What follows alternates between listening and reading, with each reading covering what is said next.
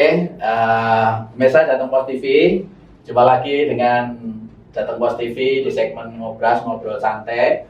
Ngobrol Santai kali ini Jateng Pos TV secara istimewa kedatangan tamu Profesor Denny Nugroho Sugianto dari kampus Undip ya.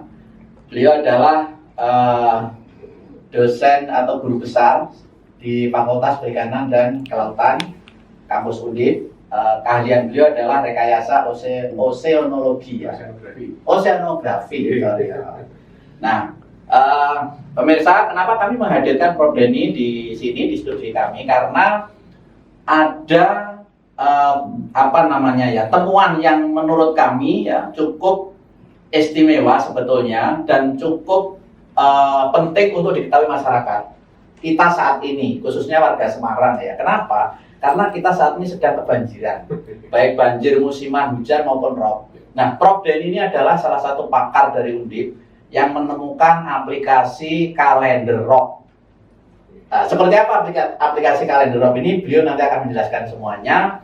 Tentu dari namanya saja saya kira aplikasi ini sangat bermanfaat supaya kita tidak kebanjiran rob. Itu dia Prof Denny. Oke, Prof Denny. Mungkin sejauh sebelum ke situ, mungkin masyarakat pengen tahu Prof Denny ini adalah pakar rekayasa oceanografi ya istilahnya oceanografi. Ini sebenarnya tentang apa oceanografi itu, Prof? Oke, Bismillahirrahmanirrahim. Assalamualaikum warahmatullahi wabarakatuh. Ya, yang saya hormati Ketua atau Direktur Jateng Pos dan juga para pemirsa yang kami hormati bersama. Jadi apa yang tadi disampaikan bahwa oceanografi itu adalah ilmu yang mempelajari terkait dengan laut ocean sebenarnya, ya, ilmu samudera sebenarnya. Namun di dalam perkembangannya tidak hanya samudera saja, karena kita tahu bahwa dinamika di laut itu kan dari samudera ke laut lepas sampai ke pantai juga, sehingga ini menjadi salah satu kesatuan dari ocean atau dari samudera itu sendiri sampai ke pantai. Sehingga ilmu ini juga tidak terpisahkan hanya pada mempelajari tentang dinamika yang ada di laut dalam gitu ya, dinamika yang ada di laut menengah dan juga dinamika yang ada di laut transisi dan juga dangkal. Sedangkan oceanografi itu sendiri sebenarnya adalah ilmu yang mempelajari tentang itu parameter dan dinamika yang ada di laut, misalnya terkait dengan gelombang. Kemudian gelombang itu kan kita tahu sendiri ya bagaimana gelombang ini berperan sangat penting untuk misalnya untuk kepentingan pelabuhan dan lain sebagainya, harus menggunakan data-data itu. Yang kedua arus laut ya, kita tahu bahwa semua pergerakan benda yang material yang ada di laut ini adalah akibat dari arus laut, misalkan memindahkan massa air, menggerakkan massa air dari satu lokasi ke lokasi yang lain. Kemudian yang ketiga itu seperti pasang surut ya, yang kita akan pelajari bersama hari ini itu adalah terkait dengan pasang surut. Jadi bagaimana naik turunnya muka air laut secara periodik akibat gaya tarik menarik antara bumi, bulan, dan matahari. Jadi pasang surut itu selagi ada gaya tarik menarik antara bumi, bulan, dan matahari pasti ada pasang surut. Jadi oceanografi itu ilmu terkait dengan kelautan langsungnya ya, yang mulai dari mulai dari arusnya, gelombangnya, termasuk ikan-ikannya ya, termasuk surutnya, termasuk ikan-ikan juga beberapa kali ada namanya fishery oceanography. Itu juga nanti kapan-kapan nanti saya ceritakan. Bahkan kehidupan darat ini juga akibat dari laut ya. Yang ada di laut. Betul. Ya. Maka itu sampai adalah di dunia akademik ada ilmu oceanografi yang bahkan harus dipelajari hingga menjadi profesor mengurusi laut ya. Oke, Prof. Jadi sekilas tentang oceanografi ternyata ilmunya tentang itu, dan kemudian yang paling penting adalah Prof Denny adalah menemukan teknologi digital kalender rob untuk mitigasi bencana untuk kawasan pesisir ya. Dan ini sudah ditemukan sejak tahun 2019 kalau tidak salah ya. Nah, kalender secara manualnya adalah seperti ini pemirsa. Ini ada kalender manual seperti kalender biasa. Jadi ini adalah seperti kalender biasa. Ini kalender rob. Jadi ini isinya tentang schedule rob ya. Kapan di kota itu ada rob, kemudian di daerah mana, bulan apa, tingginya seberapa, ini yang manual. Tetapi Prodeni itu juga menemukan aplikasinya ya, membuat aplikasinya namanya Kalenderok. Aplikasi Kalenderok bisa diunduh di Play Store ya, berbasis Android. Silakan masyarakat mulai sekarang ya, terutama yang hidup di daerah pesisir, mendownload aplikasi Kalenderok itu supaya tahu setiap hari daerahnya kena rop apa tidak. Nah, gimana nih Rob? Ceritanya gimana ini sampai menemukan Kalenderok tahun 2019 itu? Betul, oke, maturun. Jadi ceritanya itu sebenarnya idenya sangat sederhana. Idenya itu ketika kita berhadapan dengan masyarakat pesisir, waktu itu kita ada program pengabdian masyarakat. Di dalam program pengabdian masyarakat itu kita menanyakan sebenarnya problem terbesar di masyarakat itu apa? Masyarakat pesisir. Masyarakat pesisir. Ya, mereka ceritanya problemnya, jadi masalahnya. Masalah yang paling sederhana seperti ini. Pak, ketika kita hajatan hari ini, itu kita tidak tahu, tiba-tiba air itu naik. Betul. Jadi tiba-tiba air itu naik, oh berarti ini masalah buat masyarakat. Yang pertama. Yang kedua, kami itu sering setiap periode, setiap bulan minimal itu 2-3 kali. Itu kalau malam, tiba-tiba air itu naik. Jadi kita itu nggak sempat menyiapkan nggak sempat menyiapkan karena tidak tahu kapan air itu naik. Padahal dia cerita juga, padahal masyarakat cerita juga kan itu sebenarnya kan itu terjadi itu ya kapan ya mungkin seminggu, 2 minggu, 3 minggu itu pasti terjadi. Oke, berarti ini saya sudah nangkep. Sebenarnya penyelesaian masalah Kalenderok itu dari masalah yang sederhana. Saya waktu itu hanya mencoba untuk menyelesaikan masalah yang simpel. Jadi oke Pak, gini, jadi kami itu bisa memprediksi pasang surut. Di mana pasang surut ini adalah salah satu dasar basis untuk memprediksi rob. Oke. Kemudian dari situ berangkat dari masalah yang sangat sederhana bahwa sebenarnya saya ingin membantu masyarakat kalau nanti hajatan misalkan di bulan di bulan Maret gitu ya, dia sudah tahu Maret tanggal sekian, jam sekian akan rob. Maka jangan hajatan di tanggal itu. Oh, itu manfaatnya. Itu manfaatnya sebenarnya. Kemudian kegiatan sosial, misalkan dia melakukan kerja bakti, melakukan kegiatan keagamaan, itu tiba-tiba juga seperti itu. Misalnya dulu itu ada yang Maulid Nabi, sudah disiapkan semua, tiba-tiba air datang. Bubar seperti itu. Jadi fungsi dari penyelesaian masalah yang sosial ini menjadi dasar kami untuk melakukan penelitian kaitannya dengan rob ini sendiri. Sedangkan kita tahu bahwa di Semarang itu ya sudah saya malah berani menyebut bahwa kita itu hidup akrab dengan bencana rob dan rob. Akrab, saking akrabnya itu setiap saat datang karena sudah rutin. Dan oleh karena itu maka dasar dari sini itu kemudian saya coba untuk membuatkan kalender manual dulu sebelum awalnya kayak ini ya, yang manual dulu. Saya tempelkan itu per bulan dulunya, tidak setahun. Awalnya per bulan. Kalau sekarang ini sudah setahun ini ya. Kalender depan itu jadi awalnya per bulan. Jadi saya tempel di rumah warga, saya titipin gitu ya. Jadi terus kemudian warga nanya, kalau untuk bulan depan gimana? Bulan depan 3 bulan. Akhirnya saya keluarkan 3 bulan. Oh, ini nggak manfaatin kalau hanya sebulan. Berarti dia kalau nanti 3 bulan, 6 bulan dipakai apa? Akhirnya kita bikinkan selama 1 tahun. Nah, di situ masyarakat sangat menerima dampak yang cukup luar biasa. Jadi kerugian imaterial bukan material saja. Jadi kerugian imaterial itu cukup besar bagi mereka ketika seperti itu. Sehingga ketika ini kita coba untuk buat dan kita coba untuk terapkan di masyarakat, mereka sekarang yang khususnya yang tambah Tanjung Mas dan sekitarnya itu kita sudah bekali mereka dengan seperti ini sampai mereka juga sudah punya aplikasinya sehingga ketika saya ke sana itu setiap tahun. Jadi setiap tahun kita ada kegiatan ke sana, saya monitoring sosialisasi kalender baru ya. Kalender baru update ini yang belum ini. Karena banjir itu jadi kita belum sempat ke masyarakat, jadi masyarakat itu sangat terbantu.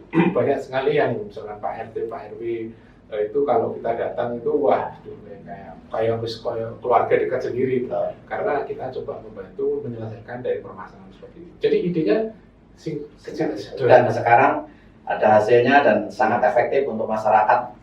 Dari sisi masyarakat mudah dimengerti karena misalnya bulan Mei, rohnya tanggal berapa, jam berapa. Mereka juga sudah siap, misalkan nanti pada jam 12 malam nanti roh mau datang. Jadi sore itu sepeda motor sudah dinaikkan. Kan masyarakat pesisir itu kita tahu ya, kalau masyarakat pesisir itu suka tidur di bawah ya. Karena panas ya. Karena panas, jadi gelar tikar. Tiba-tiba roh datang itu kan, wah, panik dan lain sebagainya. Sekarang mereka sudah alhamdulillah. Mitigasi minimal ya, mitigasi kecil masing-masing keluarga lah ya. Itu dari skala masyarakat, dari skala masyarakat. Kemudian kita nanti akan bahas juga dari skala secara global di komunitas, di pemerintah, kemudian di pengembangan wilayah, kemudian di bagaimana nanti kaitannya dengan peran masyarakat dan peran pemerintah ini sangat penting untuk ini. Jadi artinya ketika itu kita sudah ketahui apa langkah selanjutnya yang harus dilakukan pemerintah, apa yang harus dilakukan masyarakat, kita sudah punya tugas masing-masing. Dan alhamdulillah kalender ini juga waktu kita launching pertama itu dengan Pak Gubernur sudah senang sekali. Pak Ganjar ya. Nah, Pak Ganjar, wah iya itu ada ya. Ya, kalau misalkan mau di di tracking ya, jejak digitalnya itu ada itu. Jadi seperti itu. Oke. Rob, sebetulnya masyarakat ingin tahu juga dengan kalender Rob ini kontennya apa aja di dalam. Jadi dengan kalender Rob ini masyarakat bisa melihat apa saja. Ya, jadi pertama masyarakat yang paling diharapkan adalah level muka air. Ya, jadi saya mengadop bahwa kalender Rob ini harus user friendly dengan masyarakat. Ada Nogodino, misalkan logi Ponpai itu pasti ada. Terus ada gambar apa itu bulannya sampai bulan ini. Terus ada kalau mongso gitu ya. Jadi itu sudah kita lengkapi karena kita bicaranya di Jawa ya. Jadi masyarakat itu, apalagi masyarakat nelayan itu kan sangat kental dengan hal-hal seperti itu, sehingga kita juga mengakomodir kearifan lokal. Selain informasi ketinggian air, yang paling penting sebenarnya informasi ketinggian air dan tanggalnya. Informasi yang ternyata sangat bermanfaat oleh masyarakat itu saya tidak menduga. Selain tadi tanggal juga gambar bulan. Gambar bulan di situ tuh. Gambar bulan. Jadi bulan sampai bulan itu mereka tahu nanti akan bulan purnama. Ini nanti akan bulan mati, bulan purnama tanggal sekian, itu langsung bisa dilihat di situ.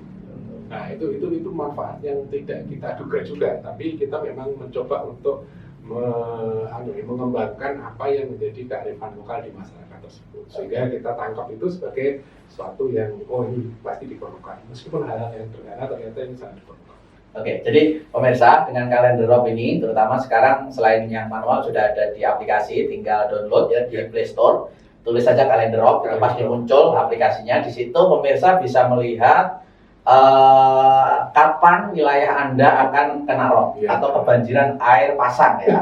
Rob itu air pasang, bukan banjir hujan ya. Air pasang. Kapan akan datang ke wilayah Anda, kemudian akan setinggi apa, ya kan? Kemudian akan berapa lama rob itu di rumah Anda, di daerah mana saja di kawasan Anda itu yang kena rob. Maka sebetulnya dengan punya itu harusnya Anda bisa mitigasi kecil-kecilan ya, supaya Anda tidak menjadi korban yang kebanjiran air rob itu ya. Jadi sangat penting, sangat bermanfaat buat masyarakat. Maka segera saja download itu aplikasinya ya. Sudah ada ahlinya yang membuat, masyarakat tinggal ngeplok saja istilahnya. Oke, Prof, sebetulnya dengan kalender rob ini seharusnya ya kesininya itu kita yang terutama pesisir sudah tidak lagi kena korban harusnya kalau konsisten menggunakannya. Tetapi memang di luar itu kan peran pemerintah seharusnya, dan pemerintah juga harusnya memberi ruang yang besar untuk hasil-hasil riset seperti ini bisa diadopsi, dipakai untuk disosialisasikan kepada masyarakat. Selama ini gimana kerjasama dengan pemerintah kota, khususnya Kota Semarang dengan kalender rob? Jalan nggak tuh? Jadi untuk ini sepertinya kita berjalan sendiri-sendiri masih. Jadi masih belum terintegrasi. Karena beberapa kali memang kita sering sudah sosialisasikan ke masyarakat, kita juga kalau undip kan langsung ke masyarakat ya, undip masyarakat, terus kemudian di event-event pertemuan dengan pemerintah kan kita juga sampaikan bahwa kita mempunyai aplikasi yang sudah digunakan masyarakat, dan kebetulan lewat Pak Gubernur itu kan gaungnya luas, harusnya kan sudah bisa jalan semua. Cuman kembali lagi kepada mungkin barangkali yang menjadi prioritas itu mungkin belum menjadi prioritas. Padahal kalau kita tahu sekarang harusnya prioritas. Karena itu bencana tahunan dan rutin. Karena dianggap dianggap bahwa itu adalah kejadian yang rutin sehingga menjadi lupa. Maklumi aja ya. Lupa bahwa itu sebenarnya juga bencana.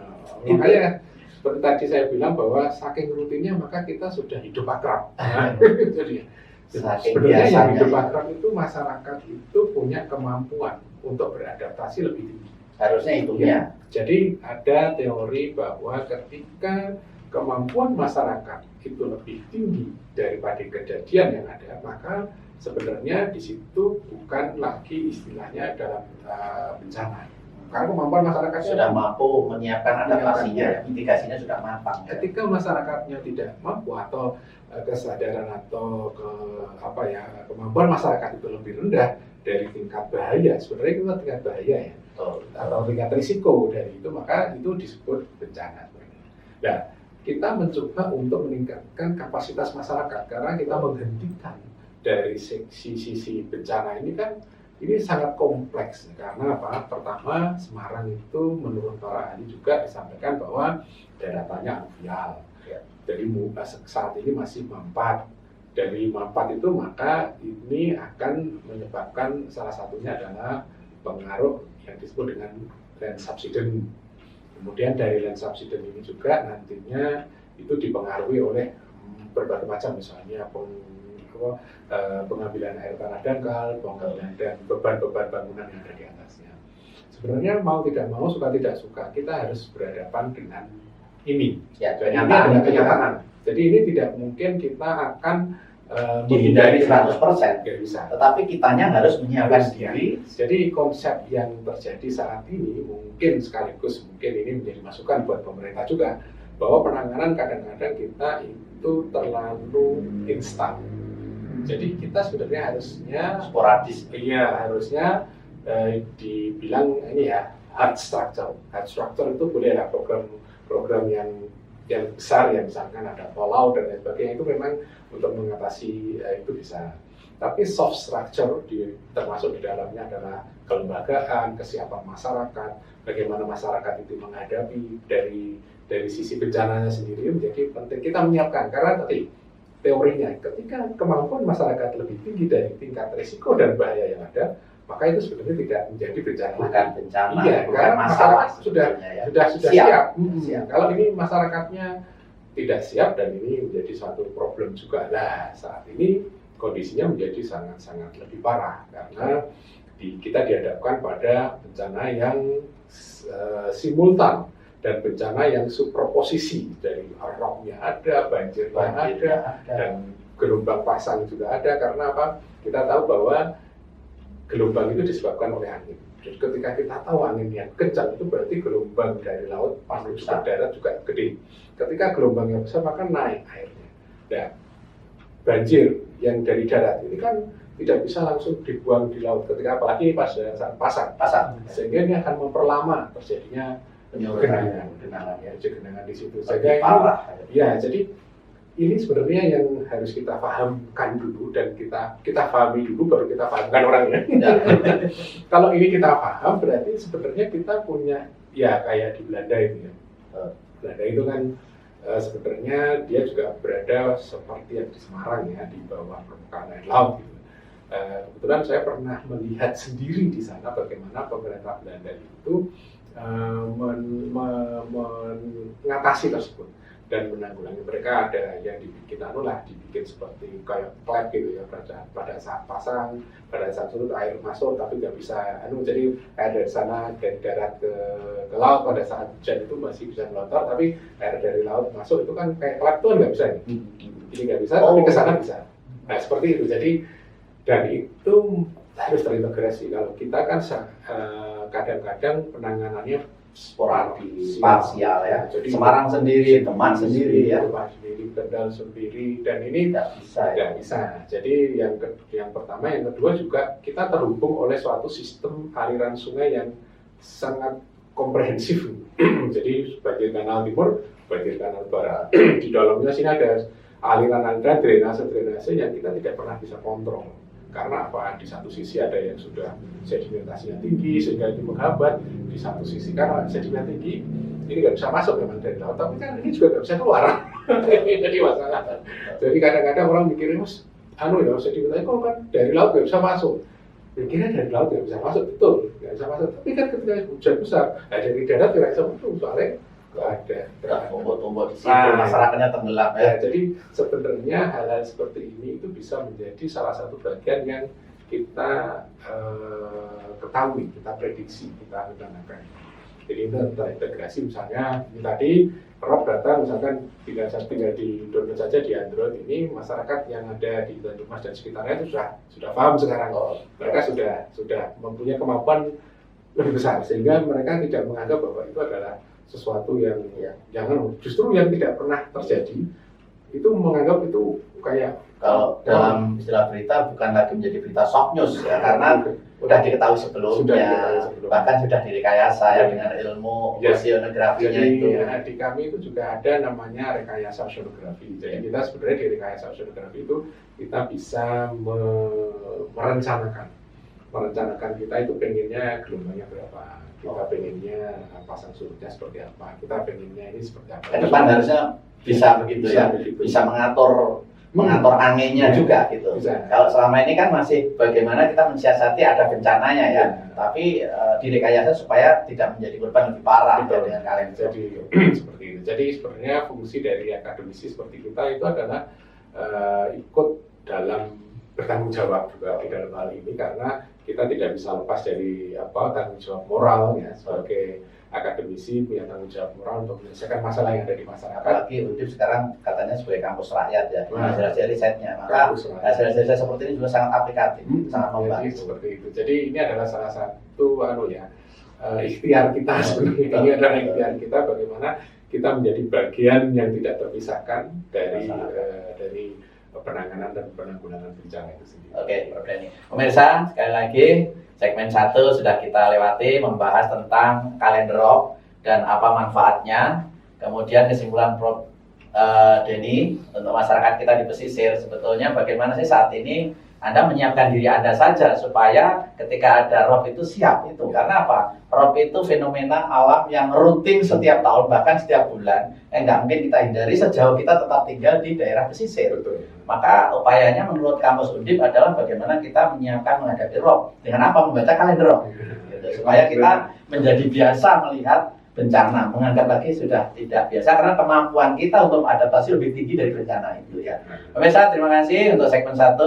Untuk segmen berikutnya kita lanjut setelah komersial break yang berikut ini. Jateng Pos kini hadir dengan berita-berita yang lebih lengkap.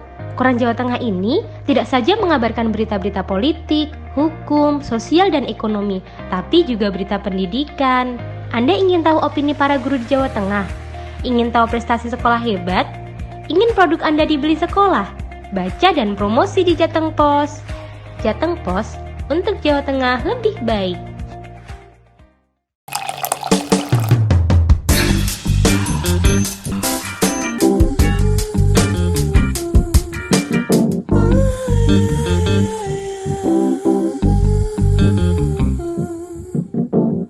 Oke, pemirsa Jateng Pos TV, kita lanjutkan segmen ngobrol santai Jateng Pos kita. Kali ini bersama Prof Denny, pakar oceanografi dari Undip ya, membahas tentang kalender Rob. Profesor Denny ini menemukan kalender Rob, bisa diakses di Play Store dalam bentuk aplikasi, dan dalam bentuk yang manual juga sudah ada. Ini untuk membantu masyarakat yang hidup di pesisir. Prof Denny, penemuan Anda ini kan sangat luar biasa menurut kita ya, sangat luar biasa karena sangat membantu masyarakat, terutama masyarakat pesisir yang selalu langganan kena Rob itu. Nah, ini karena sangat bermanfaat ini seharusnya semua pemerintah terutama ya harus taat kepada ini dan harus menerapkan ini harusnya di wilayah masing-masing. Selama ini sudah dipakai mana saja selain Kota Semarang? Ya, jadi yang sudah menggunakan selain Kota Semarang saat ini adalah yang tetangga kita terdekat, Demak. Demak ya. Cuma itu hampir mirip polanya dengan Semarang, sehingga Oh, tiap-tiap daerah itu beda ya karakterisnya beda. Kalendernya? Kalendernya. Oh, nggak sama ya? Nggak sama. Nggak berlaku sama ya? Masing-masing dibuatin masing-masing sendiri? dibuatin sendiri. Terus kemudian kemarin kita membuatkan aplikasi juga untuk Pekalongan, kota Pekalongan yang banjir Kendal juga ya? Kendal, karena itu memang tetangga kita. Terus kemudian di daerah Pemalang, Brebes ya? Brebes, ya, Tegal ya? Tegal. Jadi Pantura itu juga sudah kita. Jadi seluruh Pantura nih? Sampai Rembang? Rembang, Jepara, Pati? Jepara, Rembang ke salah satu kelemahan di daerah-daerah yang tidak ada stasiun pasutnya, ini kan kita menggunakan data pasang surut ya. Nah, jadi kadang-kadang kita untuk mengupdate itu harus melakukan survei lapangan. Datanya dari mana ini? Ambil datanya itu dari mana? Diolah menjadi kalender itu? Jadi kebetulan kita itu saat ini bekerja sama dengan Pushidrosal, Pusat Hidrooceanografi dan Hidrografi TNI Angkatan Laut. Oh, TNI Angkatan Laut. Jadi dibantu dengan menggunakan data pasang surut hasil prediksi. Yang kedua adalah juga dari Badan Informasi Geospasial BG yang juga membantu dalam kaitannya untuk verifikasi data. Sehingga data ini sebenarnya data yang sudah juga umum gitu ya, bisa diperoleh masyarakat. Namun di sini ya kita harus memperhatikan beberapa aspek yang nantinya akan bisa digunakan untuk kalender, karena kan ada koreksi, ada validasi yang harus kita lakukan. Jadi lokasi-lokasi atau daerah-daerah yang sudah menggunakan seperti itu, jadi yang dekat dengan Semarang dan lokasi-lokasi yang kebetulan ada pasang surutnya. Dari situ nantinya ke depan kita harapkan ini menjadi satu bagian yang terintegrasi untuk mengatasi rop yang di Pantura. Integrasinya itu PR yang sangat berat ya. Integrasinya itu PR yang memang membutuhkan stakeholder semua harus terlibat ya, supaya penyelesaiannya juga terintegrasi ya, dan bisa parsial. Bisa parsial karena ini adalah sesuatu yang terjadi di masyarakat, di wilayah, kemudian ini juga di pemerintah, dan semua merupakan bagian yang tidak terpisahkan dari dampak rop itu sendiri atau dampak dari banjir pasang itu sendiri. Oke, Prof. Ini mungkin kita review sedikit. Sebenarnya penyebab rop paling utama apa sebetulnya? Selain karena memang kita itu Semarang berada di daerah rendah ya, bawah itu. Selain itu apa kira-kira? Jadi penyebab rop itu yang paling utama itu yang jelas ada dua. Pertama itu akibat kenaikan muka air laut. Kenaikan muka air laut itu karena apa? Karena kita dengar sendiri dan sangat sering kita dengar bahwa kita itu dalam posisi saat ini adalah adanya perubahan iklim. Jadi pemanasan global. Oh, pemanasan global ya. Jadi global warming atau pemanasan global inilah yang menyebabkan sedikit adanya kenaikan muka air laut. Jadi itu tidak bisa kita pungkiri dan itu terjadi di mana-mana. Jadi kenaikan muka air laut kalau di Semarang itu kita sudah coba olah dari data 25 tahun itu sekitar 8 mm per tahun kecil sebenarnya. Kenaikan permukaan air laut. Jadi malah naik ya. Muka air lautnya naik. Semakin ke sini semakin naik. Semakin ke sini semakin naik. Sementara daratan semakin turun. Daratan yang ini memperparah. Jadi kalau kita lihat data teman-teman dari beberapa penelitian, land subsidence itu ya sekitar ada yang 5 sampai ada yang bilang sampai hampir 15 dan 20 cm per tahun. Penurunan daratan. Kita di Semarang ini ya. Kita bisa bayangkan daratannya turun, air lautnya naik. Jadi ini adalah sesuatu yang apa ya, yang given, yang harus kita terima. Nah, bagaimana upaya kita untuk menangani ini yang menjadi penting. Jadi kalau kalender rop itu kan hanya tools untuk bisa melihat kapan rop, saya harus menaikkan barang-barang saya kapan, saya harus hajatan kapan, itu kan yang masyarakat tadi. Tapi sebenarnya dari sini itu apa yang harus kita lakukan. Ini ada tool. Jadi kalau kita mau konsisten, misalnya ya, kalau paling mudah memang relokasi, paling mudah selesai permasalahan, pindah masyarakatnya ya. Itu relokasi itu rampung, tapi kan itu tidak menyelesaikan masalah, menimbulkan masalah baru. Kenapa? Karena apa? Bagaimana mereka dengan kehidupan nelayan, yang setiap harinya menjadi nelayan, yang setiap harinya dia hidup dengan desiran ombak dan bau air laut. Nah, kalau pernah bau ini raiso itu raiso murid, wah ini malah itu malah menimbulkan mempercepat masalah baru juga ya. masalah baru. Jadi relokasi juga bukan sesuatu yang bisa kita ambil.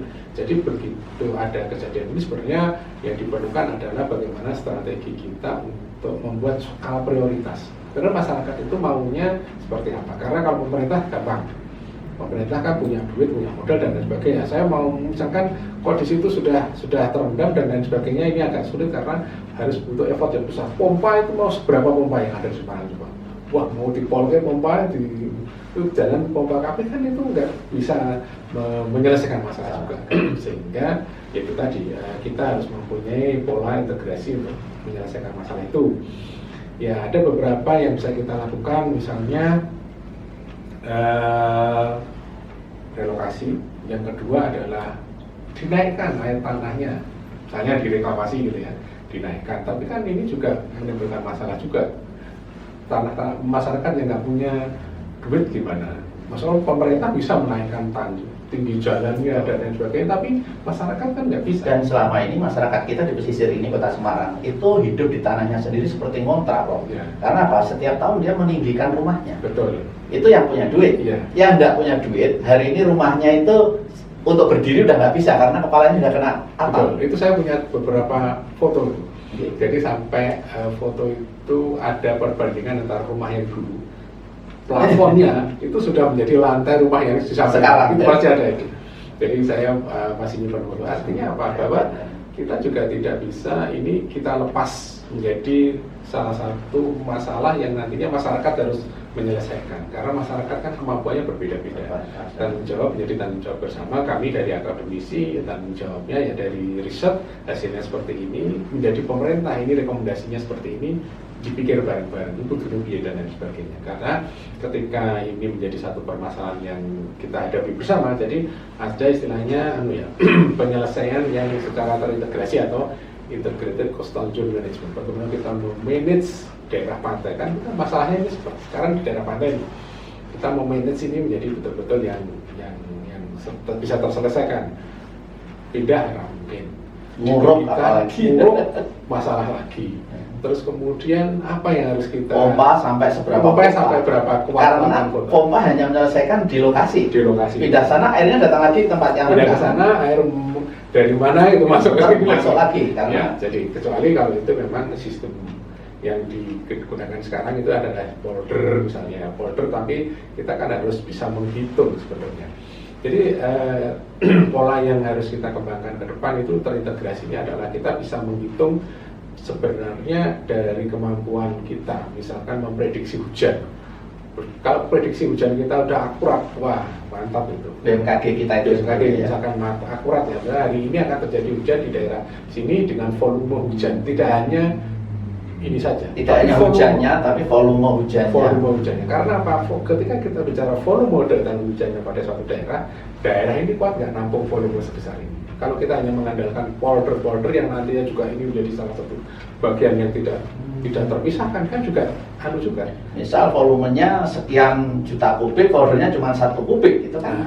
Jadi perencanaan di situ, misalkan kita butuh berapa? Sudah pemerintah Semarang, Kota Semarang dan provinsi itu sudah merencanakan itu ya, membuat nanti beberapa polder.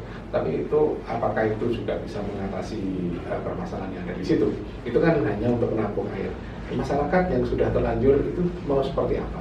Nah, itu juga harus peran pemerintah ya.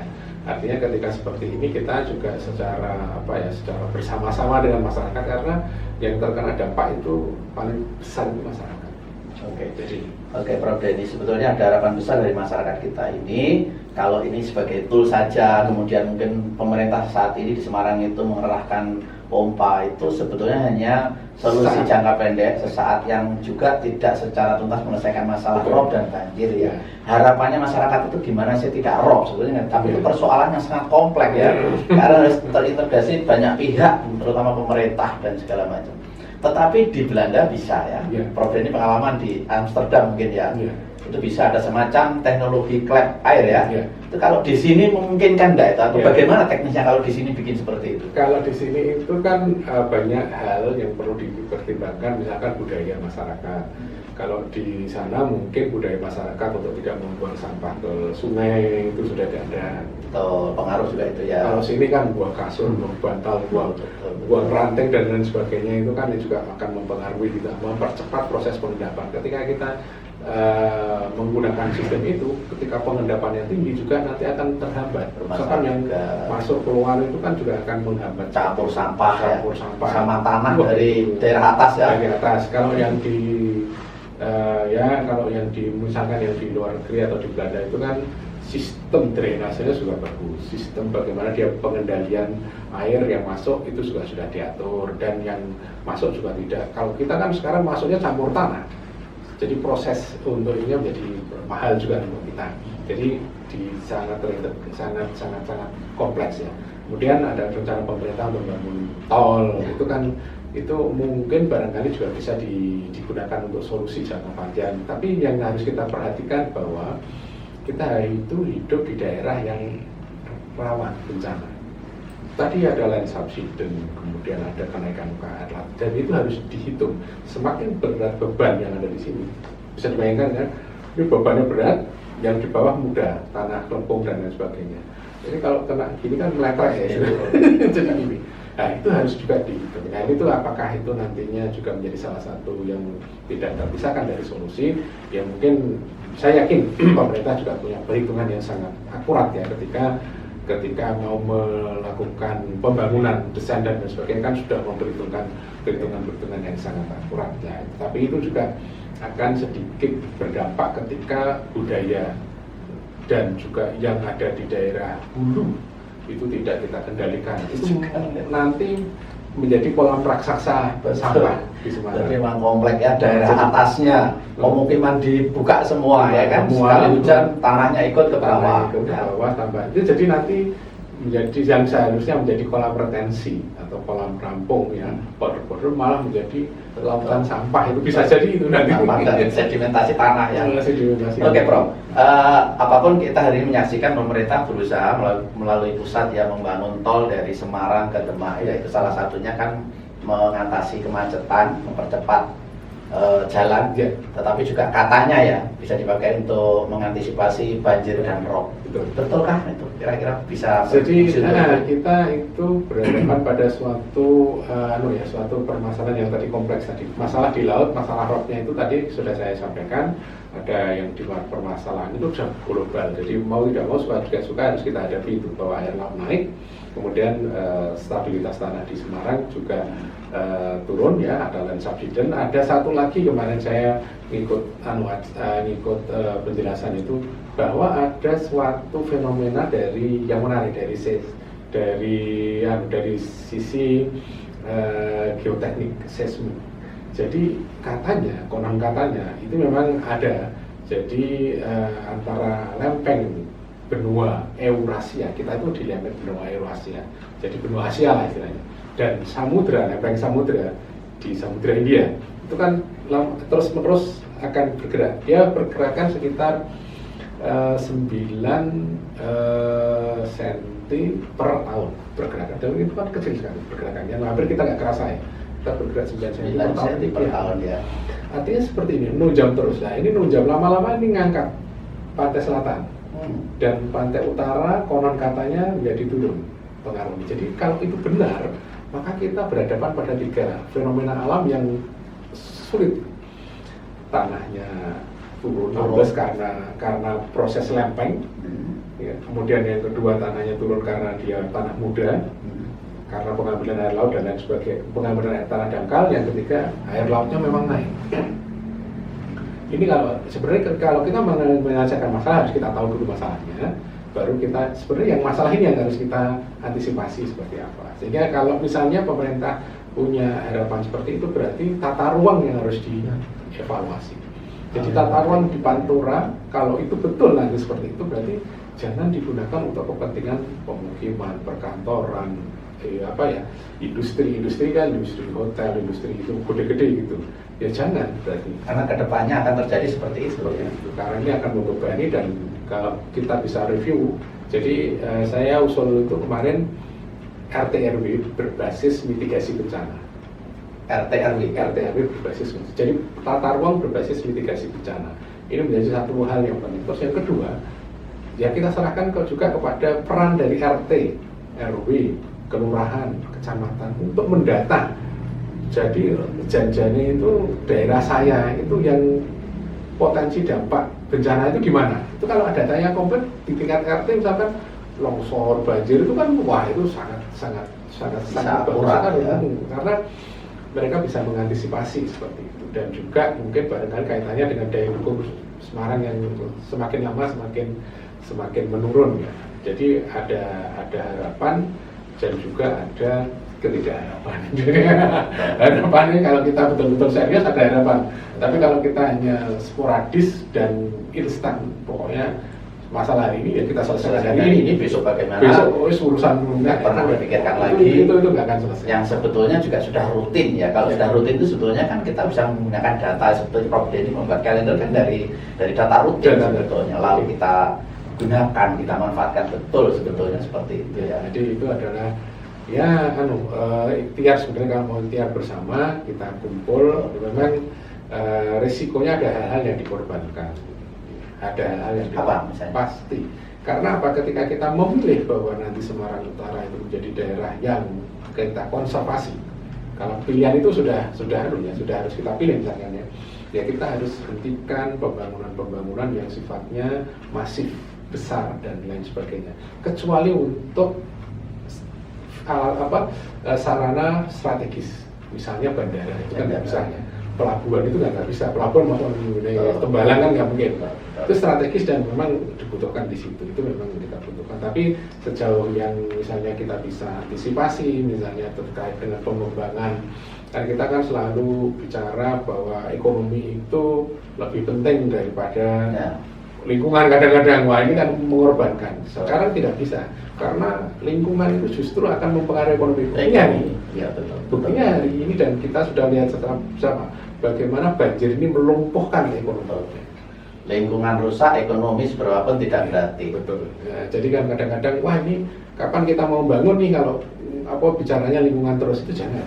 Karena kita harus bangun dengan lingkungan. Jadi kita hidup akrab dengan bencana, hidup akrab dengan lingkungan itu harus kita tanamkan. Sehingga ketika masyarakat dan pemerintah akan bicara ekonomi ya, ekonomi ini tidak melulu kita menghasilkan profit, benefit berapa.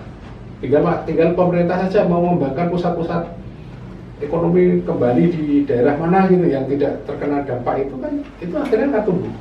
Jadi sekarang kan ada gula ada semut. Ngeroyok di situ semua. Padahal kan sebenarnya daerah-daerah lain masih berpotensi untuk dikembangkan. Terima kasih Prof Denny. Segmen Ngobras kita kali ini temanya sangat menarik dan urgen sebetulnya buat kita semua, terutama masyarakat di pesisir ya. Kalau di pesisir ini berarti Pantura, Barat dan Timur sebetulnya ya. Prof Denny ini sudah menemukan kalender rock dalam bentuk aplikasi yang bisa diunduh di Play Store ya, berbasis Android, sehingga buat masyarakat tidak terlalu sulit untuk bisa mengetahui rencana-rencana terjadinya rock karena kalendernya sudah ada. Saya sudah download juga sebetulnya. Jadi ini seperti ini. Jadi ini tampilan awalnya seperti ini. Ini tanggal berapa, lalu jam berapa, hari apa akan terjadi rock, di wilayah mana, kemudian setinggi apa. Jadi ini mudah-mudahan sangat akurat, bisa digunakan oleh masyarakat kita khususnya di pesisir untuk mengantisipasi atau mitigasi bencana rock khususnya. Mudah-mudahan dengan obrolan kita ini bermanfaat buat kita semua, terutama saudara kita di kawasan pesisir, dan selebihnya mungkin masyarakat yang mendengarkan dan ke depan bisa memanfaatkan mitigasi ini untuk kepentingan masyarakat supaya nggak jadi korban rock. Sekali lagi terima kasih Prof Denny ngobrol kita. Terima kasih pemirsa Jateng Pos.